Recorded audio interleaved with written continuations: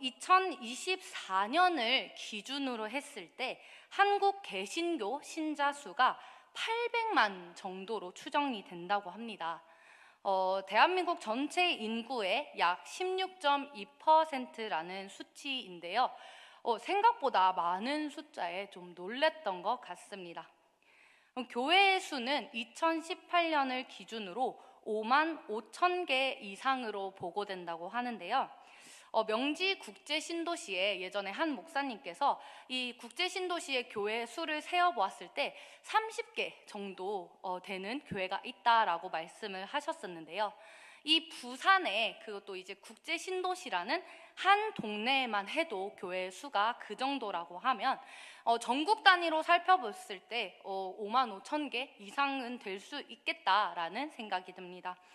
그 중에는 초대형 교회도 있을 것이고 아주 작은 규모의 교회도 있을 것인데요. 많은 교회들이 있겠는데, 그런데 과연 그 5만 5천 개 이상 되는 교회 중에서 성경에 기록된 그 교회의 모습을 갖추고 있는 그런 교회는 과연 얼마나 될까 생각을 해보게 되었습니다. 과연 우리 명성교회도 성경에서 말씀하고 있는 그러한 모습을 갖추고 있을까 한번 생각해 보게 되는데요.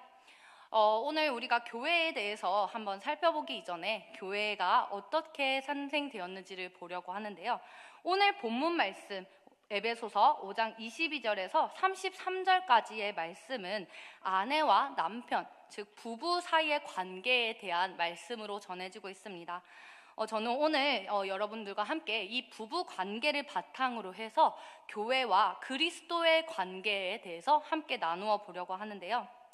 본문에서는 이 교회와 그리스도의 관계를 신랑과 신부의 관계로 설명을 하고 있습니다. 남편을 그리스도의 역할로, 아내는 교회의 역할로 나와 있는데요. 이 가정에는 이렇듯 교회와 그리스도의 그 신비가 담겨져 있다라는 것입니다. 그래서 우리가 바른 가정관, 바른 결혼관을 가지고 있다면 그 안에서 우리가 그리스도의 그 교회를 향한 신비를 발견할 수 있다라는 것입니다. 하나님께서 우리에게 이 결혼 또 가정을 선물로 주신 이유가 바로 이 땅에서 천국의 삶이 어떤 삶인지를 이 가정 안에서 이 결혼이라는 것을 통하여서 미리 훈련하고 연습하고 맛보라고 하나님께서 허락하셨는데요. 오늘 본문 31절, 32절 말씀을 함께 읽어보겠습니다. 시작! 이러므로 사람이 부모를 떠나 그의 아내와 합하여 그 둘이 한 육체가 될지니 이 비밀이 크도다. 나는 그리스도와 교회에 대하여 말하노라. 아멘. 서로 다른 두 사람이 만나서 한 몸이 되어 한 가정을 이룬다는 것, 이것이 바로 교회와 그리스도에 관한 신비라고 할 수 있는데요. 이 결혼 또 가정은 천국의 왕이신 그리스도와 그분의 신부이자 천국의 백성인 교회에 관한 모형이 바로 이 결혼, 가정이라는 것입니다. 지금 여기에 앉아 계신 성도님들은 대부분 이제 가정을 이루고 계실 텐데요. 우리가 이루고 있는 이 가정이 바로 하나님께서 허락하신 천국의 모형이라는 것입니다. 우리 모든 성도분들이 이 안에서 천국을 맛보고 계신 줄 믿습니다. 할렐루야. 네, 우리가 또 최초의 가정이 탄생했을 때를 한번 돌아가 보려고 하는데요. 하나님께서는 창조를 하셨습니다. 하나님께서 우리가 창세기 말씀에서 하나님이 세상을 창조하시고 보시기에 좋았더라 라고 말씀하신 것을 살펴볼 수 있는데, 그런데 하나님께서 보시기에 좋지 않았던 부분이 하나 있었습니다. 그것이 무엇이었냐면요, 바로 사람이 혼자 사는 것이 좋지 아니하다라고 하셨습니다. 창세기 2장 18절 말씀을 다 같이 함께 읽어보겠습니다. 시작! 여호와 하나님이 이르시되 사람이 혼자 사는 것이 좋지 아니하니 내가 그를 위하여 돕는 배필을 지으리라 하시니라. 아멘. 여기서 우리가 의문을 가질 수가 있습니다. 하나님께서는 분명히 완벽한 세상을 창조하셨는데, 완전한 세상을 창조하셨는데, 근데 사람이 혼자 지내는 것이 좋지 않다면 처음부터 만드실 때 둘을 만드시면 되지, 왜 한 명만 만들었다가 그 뒤에 한 사람을 더 만드셨을까? 하나님이 만들고 보니까 조금 보기에 안 좋다라고 생각해서 그래서 하나님이 하와를 뒤에 만드셨나? 라는 의문을 가질 텐데요. 그런데 그것이 아닙니다. 우리가 알고 있듯이 하나님은 실수가 없으신 분입니다. 하나님께서는 이미 모든 것을 계획하시고 계획하신 그대로 시행하시는 분이신데, 하나님이 만들고 보니까 아담 혼자 있는 것이 안 돼 보여서 이후의 여자를 만드셨을 리가 없다라는 것입니다. 하나님께서는 이 말씀을 통해서 교회가 어떻게 하나님이 보시기에 좋은 하나님의 자녀가 되어지는지에 대한 이 청사진을 미리 보여주시는 것입니다. 하나님께서 여자를 만드시는 과정을 한번 생각해 볼까요? 하나님께서 여자를 만드실 때 먼저 아담을 잠들게 하십니다. 아담을 잠들게 하신 후에 그 아담의 옆구리에서 갈빗대 하나를 취해서 거기에 살을 채워 여자인 하와를 만드셨습니다. 성경에서 이 잠들다 하는 것은 대부분 죽음을 의미하고 있습니다. 여자가 탄생하기 위해서 남자가 죽고 옆구리에서 피와 물을 쏟아 갈비뼈를 꺼내줘야 한다라는 것입니다. 이것을 이제 교회에 적용해서 우리가 생각한다면 교회가 탄생한 것이 바로 이렇게 탄생했다는 것입니다. 교회를 탄생시키기 위해서는 예수님께서 십자가에서 죽으셔야만 했다라는 것입니다. 그분의 옆구리를 통해서 그분의 생명인 물과 피를 전부 쏟아내셔서 그렇게 예수님이 죽으심으로 그리스도의 신부된 교회가 탄생하게 되었다라는 것입니다. 자신을 온전히 희생시키고 교회를 탄생시킨 후에 그리고 교회와 연합을 하셨는데요. 창세기 2장 24절 말씀 같이 읽겠습니다. 시작. 이러므로 남자가 부모를 떠나 그의 아내와 합하여 둘이 한 몸을 이룰지로다. 아멘. 아담에게는 육신의 부모가 없었습니다. 그런데 창세기 말씀에서는 남자가 부모를 떠났다라고 기록을 하고 있는데요. 말씀에서 부모를 떠나 아내와 연합하여 한 몸을 이루었다라고 말씀하고 있는데요.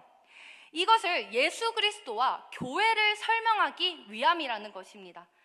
남자, 즉 예수 그리스도가 부모이신 하나님 아버지를 떠나 그의 아내인 죄인인 하나님의 백성과 연합을 하여서 한 몸이 되었다라는 것입니다. 예수님은 우리의 삶을 자기에게 전가시켜서 십자가에서 죽으시고 또 우리에게 자신의 삶을 전가시켜서 우리를 살려내셨다라는 것입니다.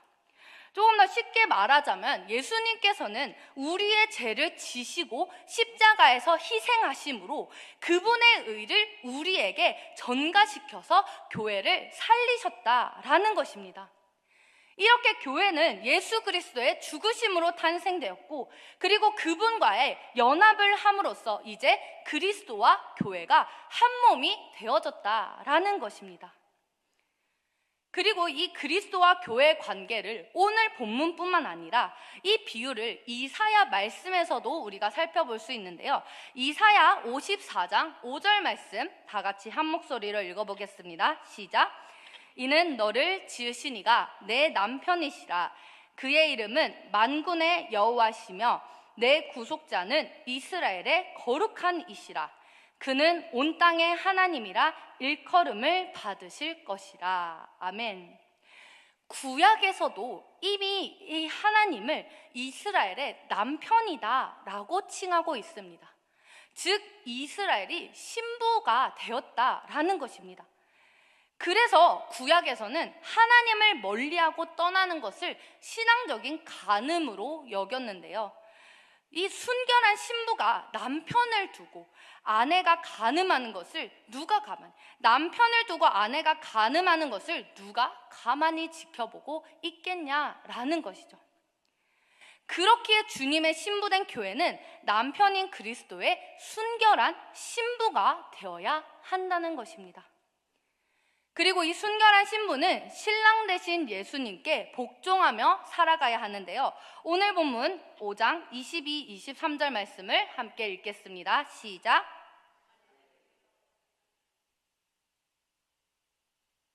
이는 남편이 아내의 머리됨이 그리스도께서 교회의 머리됨과 같음이니 그가 바로 몸의 구주시니라. 아멘. 우리가 보통은 이 말씀을 보고 여자가 남자의 열등한 위치에 놓여있다 생각하고 이 말씀을 가지고 그래 아내들은 남편에게 복종해야 돼 라고 이야기를 많이 하는데요. 그런데 이거는 여자가 남자보다 열등한 위치에 놓여있다라고 생각해서는 안 됩니다. 여기에서 복종을 군림이나 다스림으로 바라봐서는 안 되고요. 이것은 하나님의 창조 질서로 바라봐야 한다는 것입니다. 그리고 이 복종이라는 이 단어를 우리는 부정적으로 생각을 하는데 사실 이것을 우리가 주님과의 관계 안에서 생각을 할 수 있어야 합니다. 우리 개를 키워보신 분들은 아마 개를 키우시고 계신 분들이나 키워보신 분들이 아마 더 잘 아실 것 같은데요. 개를 보면 개는 주인의 말에 복종하는 것을 볼 수가 있습니다. 그런데 이 개가 주인의 말에 복종할 때 조금 이것이 좀 억지스럽다거나 부자연스럽게 느껴지는 경우는 단 한 번도 없습니다. 그들은 그것을 기쁨으로 여기고 그렇게 하여 주인을 기쁘게 하는 것을 그들의 기쁨으로 여깁니다. 그들은 기쁨으로 주인의 말에 따르는 것을 볼 수가 있는데요. 바로 우리가 주님 앞에 복종하는 모습이 마치 이러해야 한다는 것입니다. 억지스럽거나 부자연스러운 것이 아니라 기쁘고 자발적인 마음으로 주님 앞에 복종해야 한다라는 것입니다. 그렇다면 우리가 왜 복종을 해야 하는가라고 생각해 볼 수 있습니다. 앞에서 우리가 그리스도와 연합함으로 한 몸이 되었다라고 하였습니다. 그리고 그리스도께서 이 한 몸인 교회의 머리가 되셨다라고 하는데요. 골로새서 1장 18절 말씀을 같이 읽어보겠습니다. 시작. 그는 몸인 교회의 머리라. 그가 근본이요 죽은 자들 가운데서 먼저 나신 자니 이는 친히 만물의 으뜸이 되려 하심이요. 이어서 에베소서 4장 15, 16절 말씀도 읽겠습니다. 오직 사랑 안에서 참된 것을 하여 범사에 그에게까지 자랄지라. 그는 머리니 곧 그리스도라. 그에게서 온 몸이 각 마디를 통하여 도움을 입음으로 연락하고 상합하여 지체의 분량대로 역사하여 그 몸을 자라게 하며 사랑 안에서 스스로 세우느니라. 아멘. 교회가 머리 대신 그리스도께 순종해야 할 이유가 바로 여기에 있습니다. 우리가 그 뜻에 순종함으로써 우리가 자라나게 되기 때문입니다. 우리 머리와 몸은 하나로 이루어져 있습니다. 그래서 이 몸은 머리에 따라서 움직이게 되는데요. 머리가 행하는 대로, 머리가 시키는 대로 우리 몸이 움직이고 따르게 되어 있습니다. 만일 몸이 머리를 따르지 않으면 어떤 일이 일어나게 될까요? 몸이 막 따로따로 움직이겠지요? 막 머리는 밥 먹으라고 이제 손에게 숟가락을 집어라고 했는데 뭐 손이 발가락을 잡는다던가 밥 먹으러 가야 되는데 뭐 발이 다른 데로 간다던가 이렇게 나아간다면 제대로 된 생활이 될 수 없다라는 것입니다. 마찬가지로 우리가 머리 대신 예수님이 없다면 우리의 몸이 제대로 움직일 수가 없다라는 것입니다. 우리가 왜 한쪽 팔이 불편하시거나 뭐 다리가 불편하신 분들을 볼 수 있는데 그런 분들은 그래도 생활을 하실 수가 있습니다. 조금 불편하더라도 생활하실 수 있는 거는 볼 수가 있는데 우리가 머리가 없는 사람을 본 적은 단 한 번도 없지 않습니까? 머리가 불편한 사람, 머리가 없는 사람은 우리가 본 적이 없다라는 것입니다. 그것처럼 이 교회가 바르게 성장하기 위해서, 잘 성장하기 위해서는 머리이신 예수 그리스도에게 복종해야 한다라는 것입니다. 이게 바로 신부된 교회가 갖춰야 할 모습인데요. 그렇다면 신랑 되신 예수님께서는 교회를 향하여 어떤 모습을 보여주셨는지 오늘 본문 25절에서 27절까지 말씀을 함께 읽겠습니다. 시작!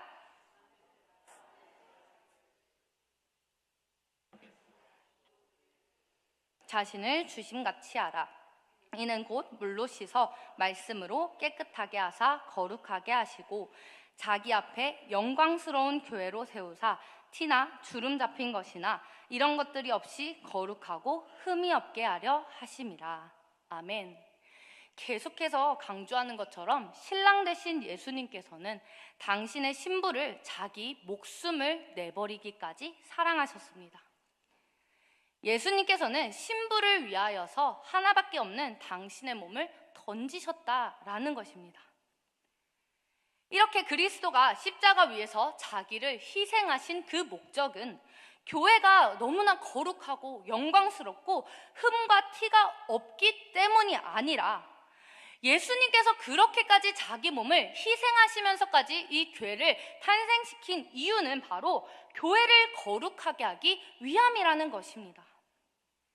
교회를 그렇게 만들어 가기 위해서 예수님께서는 자기 자신을 내어주셨다라는 것입니다. 그렇기에 교회는 그리스도의 신부답게 순결하고 영광스러운 모습이 되어져야 한다는 것입니다. 로마서 5장 7절 8절 말씀 함께 읽겠습니다. 시작! 의인을 위하여 죽는 자가 쉽지 않고 선인을 위하여 용감히 죽는 자가 혹 있거니와 우리가 아직 죄인 되었을 때에 그리스도께서 우리를 위하여 죽으심으로 하나님께서 우리에 대한 자기의 사랑을 확증하셨느니라. 아멘. 우리는 죄인이었습니다. 우리는 죄인이었고 하나님의 원수였습니다. 그런데 이 죄인되고 원수된 우리는요, 하나님을 먼저 찾지도 않았고 하나님을 사랑하지조차도 않았습니다. 그런데 하나님은 예수님을 통하여서 그런 자들을 영광스러운 교회로 세우시기 위해서 자신을 내어주셨다라는 것입니다. 분명 그는 신이시고 그는 하나님이시고 높은 보좌 영광 속에 계시는 분인데 그런 자신을 낮추셔서 십자가에 죽기까지 하셨다라는 것입니다. 그리고 아까 읽은 본문 말씀처럼 그는 신부를 물로 씻어서 말씀으로 깨끗하게 하시고 거룩하게 하시고 주름 잡힌 것 없는 아름다운 신부로 만들어 가는 일을 계속해서 하고 계신다라는 것입니다.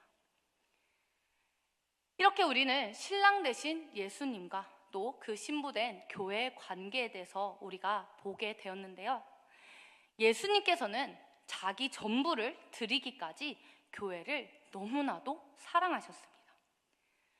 예수님께서 자기 전부를 드리면서 교회를 사랑하신 것처럼 우리 또한 예수님의 신부된 교회로서 우리도 이 예수님의 신부된 교회를 뜨겁게 사랑해야 합니다. 우리는 이 교회와 더불어서 웃고 울고 고민하고 염려할 줄 알아야 합니다. 이것이 바로 우리가 교회를 사랑하고 있다라는 증거입니다. 우리 이게 명성교회가 잘 성장하고 있다가 최근 들어서 성장통을 겪고 있는 것 같습니다. 그런데 너무나도 놀라운 것은요, 어려울 때일수록 성도들은 빛이 난다라는 것입니다. 성장통을 겪고 있는 상황 속에 있지만 그 속에서 정말로 이 교회를 사랑하는 사람들은 드러나게 돼 있다라는 것입니다. 진심으로 교회를 생각하고 정말 교회를 위하는 마음으로 살아가고 있는 성도님들이 계시다라는 것입니다. 우리 교회는 주님의 피값으로 산 교회입니다. 주님의 피값으로 산 교회는요, 절대로 무너질 수가 없습니다. 교회를 세우기 위해서 자기 몸을 희생하셨던 그 예수 그리스도처럼 이 교회를 내 몸과 같이 여기고 사랑하는 자들이 있기 때문에 교회는 결코 무너지지 않는다라는 것입니다. 그리고 이렇게 교회를 사랑하는 자들은요, 교회의 짐을 함께 나누어 지게 됩니다. 교회 안에 병든 자들, 약한 자들, 마음이 상한 자들이 있다면 그것을 가만히 두고 지켜보는 것이 아니라 찾아가서 함께 기도하고 말씀을 나누고 그렇게 서로가 서로를 세워간다는 것입니다. 왜 그렇게 할까요? 왜 그렇게까지 할까요? 우리는 한 몸이기 때문입니다.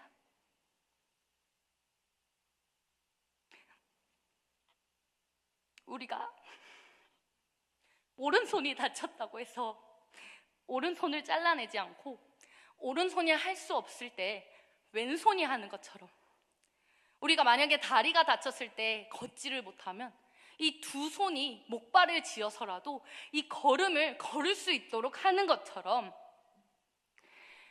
우리는 한 몸이기에 서로 도와간다라는 것입니다.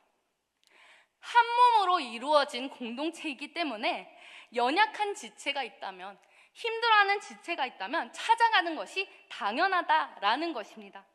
그렇게 할 수 있는 사람이 정말 교회를 진심으로 뜨겁게 사랑하는 것입니다. 주님께서는 신부된 교회를 주목하고 계십니다.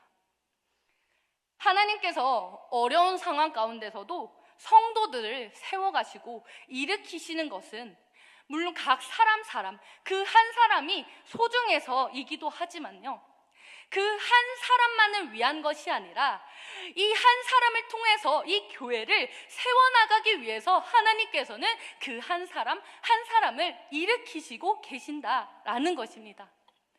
하나님은 절대로 너 혼자 잘 살면 돼, 너 혼자 하나님 잘 믿으면 돼 라고 생각하셔서 한 사람을 세워가시지 않습니다. 하나님은 교회를 주목하고 계십니다. 그래서 이 교회를 세우시기 위해서 성도들을 세우시고 또 이 교회를 위해서 각 사람을 주목하고 계시는 것입니다. 그렇기에 주님이 주목하시는 이 교회를 예수님의 마음을 가지고 사랑해야 하는 것입니다. 사랑하는 성도 여러분, 주님은 이 교회와 그리스도의 이 연합의 신비를 보여주기 위해서 가정이라는 작은 단위의 교회를 세우셨습니다. 그리고 이렇게 명성이라는 한 이름으로 우리 공동체가 모일 수 있도록 하셨습니다. 우리는 주님의 신부된 교회로서 우리가 앞으로 해야 할 일은요, 명성교회를 향한 주님의 부르심이 무엇인지 그것을 찾고 또 그 부르심을 향해서 함께 순종함으로 나아가야 합니다. 우리는 신부될 자격조차 없습니다.